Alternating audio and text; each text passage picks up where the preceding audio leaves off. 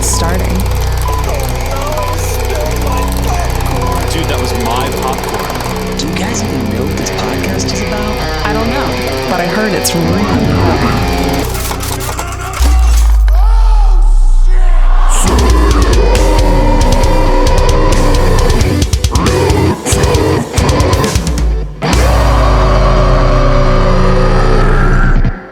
Hello, my friends.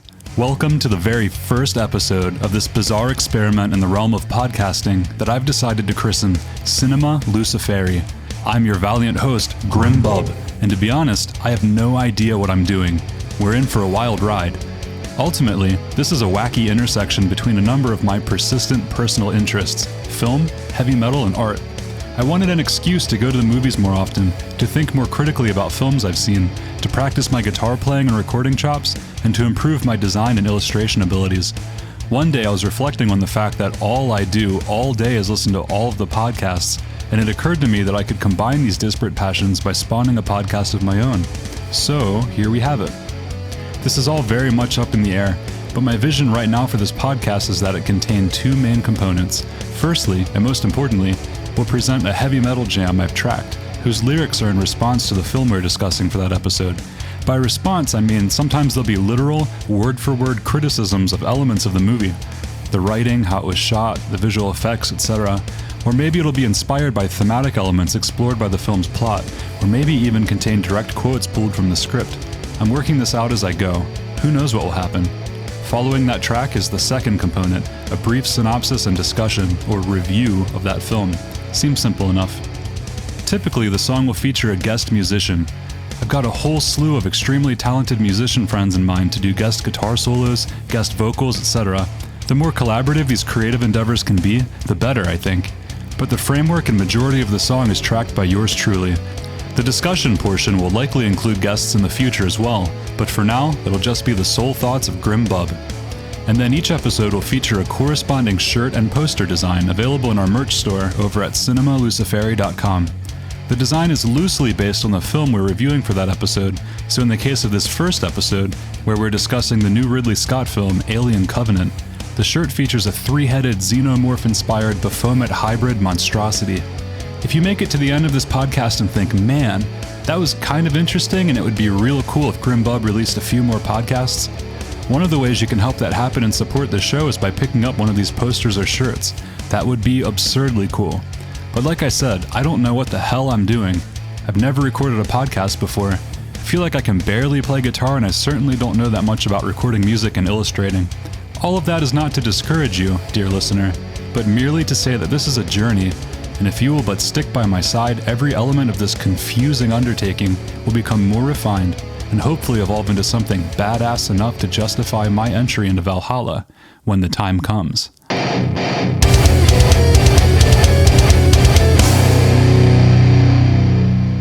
I want to kick off each episode by highlighting an artist of the month, which should be a localish metal band that's caught my attention. If you're in a band that would like to be considered, head on over to cinemaluciferi.com and click Contact. Our first featured artist for the month of May is Baltimore, Maryland-based metal act Carthage. They've been around and playing shows forever. In fact, their latest release is from way back in December of 2012, an album called Salt the Earth. Since it dropped, I've been religiously rocking it. Their singer, Eric Hendricks, who by the way is 14 feet tall, has biceps atop his biceps, and is in general just a super awesome dude to talk to, reminds me a heck of a lot of Tim Lambesis from As I Lay Dying, except for the whole hiring a hitman to kill your wife thing. The tone of his voice, that's what reminds me of As I Lay Dying, though Eric is way more dynamic than anything we've heard Lambesis do, and multiple members of the band contribute to the vocals. Their guitarists, Noyan and Trey, have their own solo endeavors that are also worthy of investigating. They're super skilled musicians. If you've never heard a 9-string guitar, be sure to check out Carthage's track Years and Darkness. Its ending is bloody apocalyptic. Salt the Earth is a phenomenal album that spans a wide spectrum of metal subgenres and in general shines in its production and sheer brutality. It's available on Bandcamp and Spotify. Go give it a listen. Well, we've reached the blackened heart of our podcast, the Metal Jam. It only seemed right to kick this thing off by featuring one of my very best friends and most talented and well-rounded of musicians, Ben Schmitz. Ben is the guitarist of Maryland-based metal band Rest Among Ruins. Dear God, if you haven't checked them out yet, you're doing it wrong. Get on Spotify right after this podcast ends. He's been rocking the same LTD EC1000 for like 10 years, and it's no wonder why when you see how the thing plays like butter. Like a samurai and his sword, that guitar is his soul. Or maybe that's his cat, Sophie. For this upcoming track, he wrote and recorded the sick diminished riff that pops up during the breakdown about halfway through the song. If you dig what you hear, check out his band Rest Among Ruins for more face-melting guitar shredding insanity. Without further ado, I present to you the first Cinema Luciferi track, Protomorphic.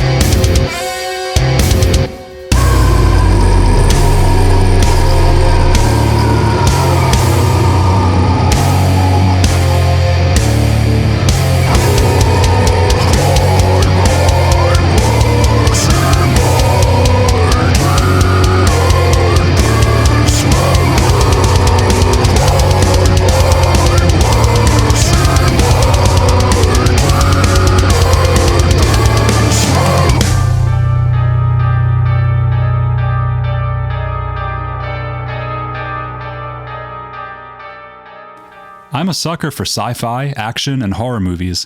I also love Alien and wasn't nearly as upset about Prometheus as the rest of the world, apparently. Ultimately, I think this was a solid sci-fi thriller, but doesn't quite attain to the high expectations of being a member of the Alien series. There are quite a few beautiful moments sprinkled here and there and some powerful themes explored throughout, but it just doesn't have the sort of feel you'd expect from Alien.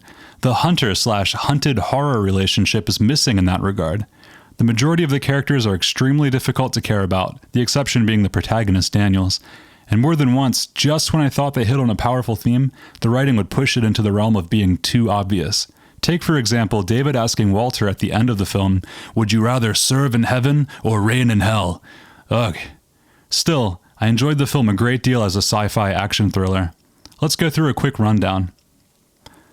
So the film opens beautifully with these parallel episodes of awakening. The synthetic introduced in Prometheus, David, opens his eyes to this pure, Eden-like realm where he interacts face-to-face with his creator, Wayland. Immediately, some of the film's themes are introduced. Humanity's relationship to artificial intelligence, a fascination with the act of creation itself, and we see the seeds of the fall, so to speak, planted within David as he has imparted his purpose, his mythos, to search the cosmos for the creator of his creator, and recognizes the distinctions between himself and his master in that, as a synthetic, he will not die. Nothing super groundbreaking here, but significant mythic imagery. We jump then to the awakening wrought by an encounter with the chaotic element of nature. Every story is fueled by this tension between order and chaos, nature and culture, known and unknown. A neutrino pulse causes damage to the Covenant ship and causes a number of colonists and crew members to perish. The film's protagonist Daniels awakens in trauma and tragedy as her lover, the ship's captain, played by James Franco, dies a horrific death as he is immolated within his cryogenic vessel-made crematorial casket. She awakens the victim. Side note, I really dig when this happens. A big-name actor appearing in a film's trailer and then not actually having a significant role in the film whatsoever threw me for a loop.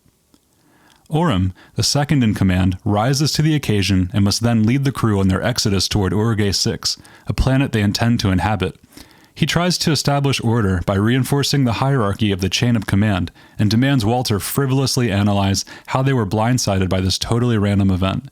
He wants to organize, he wants to structure, perhaps more so than the rest of the crew. He's very vulnerable. They're on an arc of sorts, navigating the treacherous waters of a hostile environment in search of a new world. This journey is expressed on the micro level as Daniel's dream to build a cabin on a lake, a dream gently reaffirmed by the crew's AI, Walter. We can only assume that these colonists are in search of a new world as a result of the loss of their own, the sins of their fathers resulting in the destruction of their home planet, an ever-relevant but somewhat tiresome message. But here's the dream our heroes are incarnating, a mythic voyage to a new world, carefully vetted and prepared for. The crew's divine mandate? To protect all those beautiful souls, as David ominously interprets it. And then we have what I take to be the most significant lesson embedded at the core of the story, which is something like, one needs a certain degree of wisdom when descending into the underworld, lest you return with something unexpected, something demonic. A ghostly transmission tempts Orem to disregard the mission they've devoted their lives to in search of a more convenient solution, one which Daniels, still the victim, intuits to be too perfect. I think she even literally says that it's too perfect. She is the only one to question this abandoning of their plan. The most wounded and weak character is the only one to oppose gross incompetency. Nevertheless, they land on this planet and descend into the underworld, into the unknown, in search of treasure, so to speak.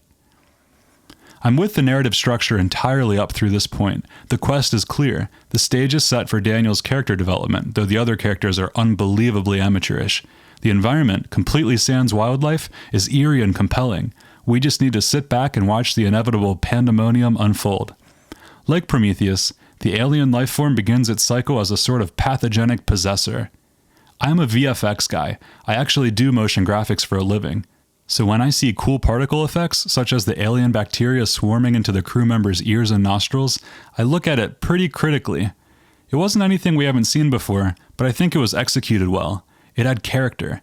The evil churns and swirls with an intelligence and enters through the senses, makes your skin crawl. The first neomorph we see, on the other hand, not so nicely executed. Ledward's seizing and bursting from the back was grotesque and pretty scary, but then the creature itself just doesn't look quite real. This could have been due to the artificial lighting and sterile environment into which it was composited, but it was hard to connect with Corinne as she fought for her life against something that isn't convincingly inhabiting the space. As the first time we see a hostile terrestrial creature in the film, it was sort of a letdown. Then, we jump ahead to the night battle with the neomorphs, the jackal-like forebears of the xenomorph we know and love. This is more successfully frightening, mostly because the creatures are hidden from view, so we aren't seeing much of their wonky CGI.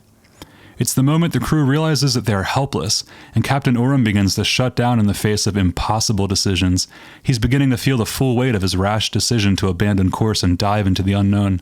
Incidentally, this is also when we first begin to see the heroic potential of Daniels, as she forces Orem to act. The Neomorphs absolutely ravage a number of the crew, and then like the Sand People encountering Obi-Wan, are driven away by the saving light of a mysterious helper, David, appearing in the night. Side note, it was freaking brutal how one Neomorph chopped a crew member's jaw off with his tail. Whoa. I bet we all felt at this point that the crew was perhaps too trusting of this strange helper. But what choice did they have? Orem's foolishness is especially highlighted upon entering the heart of the necropolis and carelessly giving away the number of colonists aboard the Covenant, shortly after stammering to speak up and identify himself as the authority figure. The crew's naivete and gullibility are a bit of a stretch. That gullibility really reaches its climax at the tail end of the film when Orem foolishly accompanies David into his spawning chamber and looks directly into a fermenting alien egg.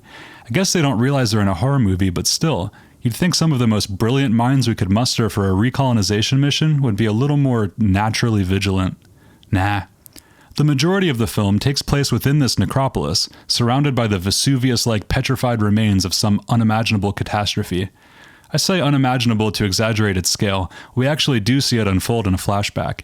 That genocidal disaster was enacted by the crew's newly found guardian angel, and they haven't yet realized that they're following the devil himself directly into his lair.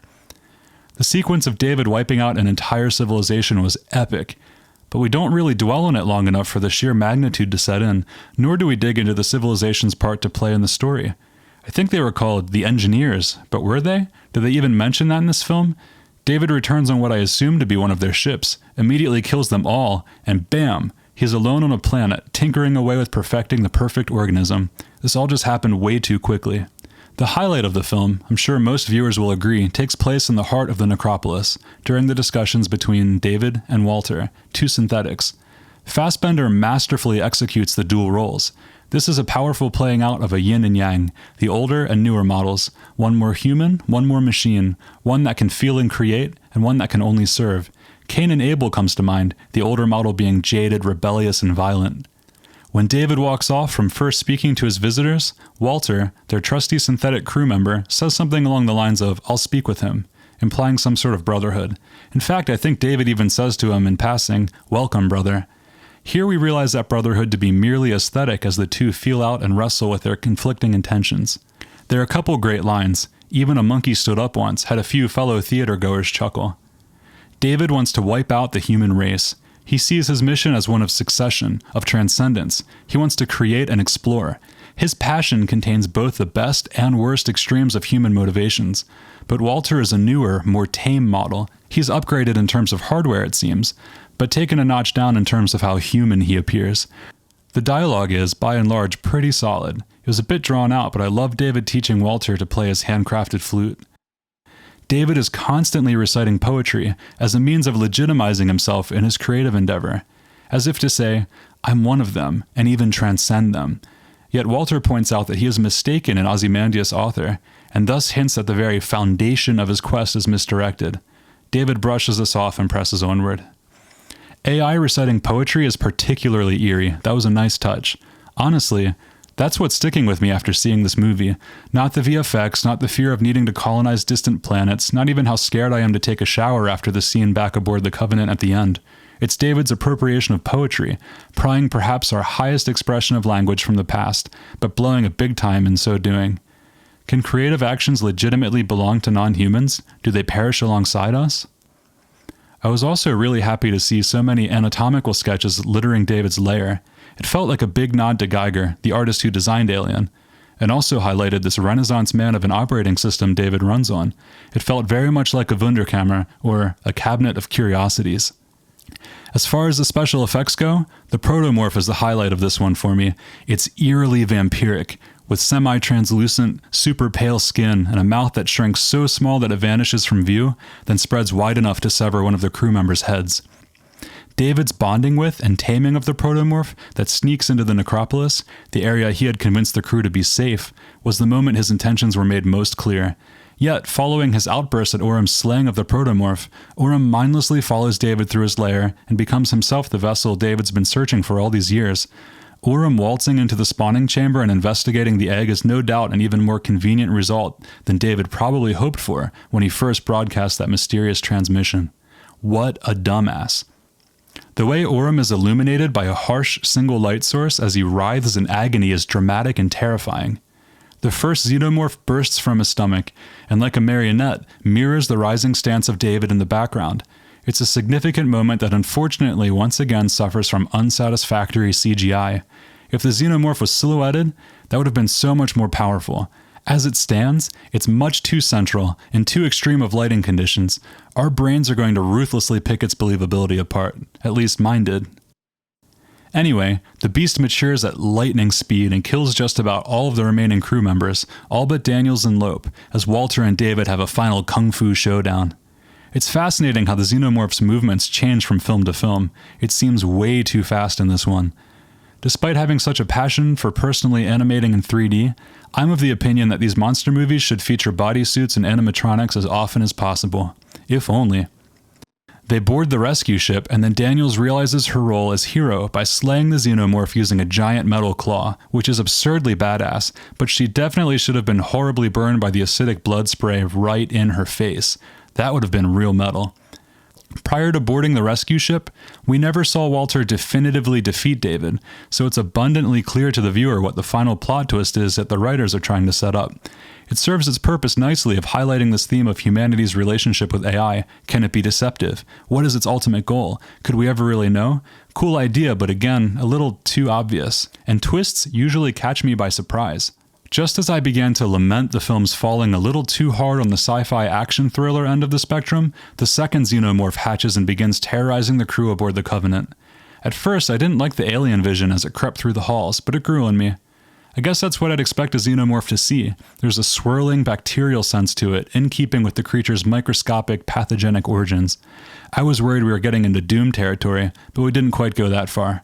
Walter, David, plays along in locking doors to direct the monster into the ship's bay to have a final face-off with the remaining crew members. David is no doubt excited to test his masterpiece. Daniels has ascended from victim to hero to captain of the ship, but will soon be revealed to be just another surrogate of David's unrelenting march toward biological perfection. Her battle with the xenomorph in the vehicle bay harkens back to, or forward to, Ripley's fight with the Queen in the second Alien film, perhaps trying to tie this story more tightly into the franchise. I found it significant that the vehicle full of materials to build Daniel's cabin is used as a weapon against the monster. The goal, the mythos, the dream, literally used to defeat the dragon and cast it back into the void. David is disappointed, but not defeated. His identity is revealed at the last moment while tucking the surviving crew members into their cryogenic chambers. Like her lover at the beginning of the film, Daniel finds herself entombed, a calmer mirroring of the catastrophe of awakening at the opening of the film. If only the twist here had been more effectively veiled. Sure, he cut off his own hand to fool the crew, but not showing the resolution of the synthetic's mortal combat and then lingering on the severed hand for a shot or two carelessly gave it away. Ugh. I give this film a 3 out of 5 as a standalone sci-fi thriller. As a member of the Alien series, though, something more like a 2 out of 5. Some of the CGI was too much of a letdown to be excused. The majority of the crew was impossible to care for as they had zero development and were unbelievably naive, and we didn't veer far enough into the horror territory of a hunter and the hunted as would be expected in an Alien film, which is of course what this was being marketed as. David as Hunter is a bit too intellectual and takes too long to emerge in what is otherwise a creature franchise. Yet, the Protomorph had a sweet design and was very scary. Fassbender's acting was phenomenal, even something so simple as the way he carries himself as he walks.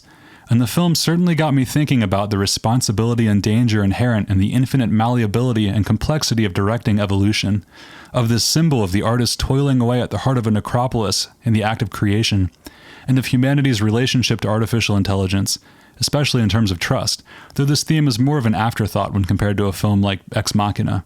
It's not a life-changing movie, but if you're looking for a gory action flick and didn't mind Prometheus, why not? If you survived this episode, why not fuel our unrelenting cinematic conquest